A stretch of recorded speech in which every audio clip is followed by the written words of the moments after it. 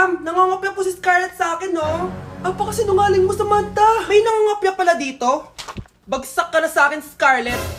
Apakasama talaga ng ugali mo, Samantha. Nay! O anak, anyari sa'yo? Binagsak ako ng teacher ko. Naniwala kasi siya kay Samantha na nangopya daw ako. Totoo ba yun, Scarlett? Hindi, Nay. Siya talaga yung nangopya sa akin. Walang iya yan ah! Humanda siya sa akin! Tara, anak! A few moments later. Ma'am, bakit niyo po kami pinatawag dito? Eh kasi yung anak mo, sinungaling. Siya naman talaga yung nangopya kay Scarlett eh. Hindi po totoo yan. Para malaman natin kung sino nagsasabi ng totoo sa inyong dalawa, mag-quiz na lang kayo ulit. Patay ako nito. Humanda ka ng mapahiya, Samantha. Okay, time's up. Pass your papers. Scarlett, naka-perfect ka. Yes! Talino talaga ng anak ko. Samantha, wala kang tamang sagot. Ikaw talaga ang totoong nangungopya. Nakakahiya ka, Samantha. Humanda ka sa akin sa bahay. Tara! Huwag po, Nay.